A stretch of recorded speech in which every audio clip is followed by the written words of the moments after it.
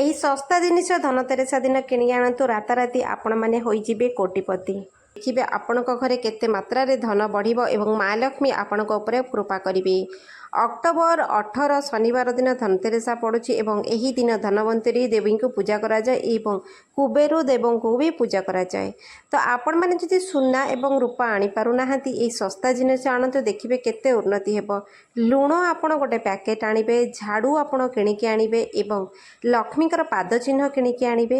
ଶଙ୍ଖ ଆପଣ କିଣିକି ଆଣିବେ, କାରଣ ମା ଲକ୍ଷ୍ମୀଙ୍କର ଶଙ୍ଖ ହେଉଛି ଅତି ପ୍ରିୟ।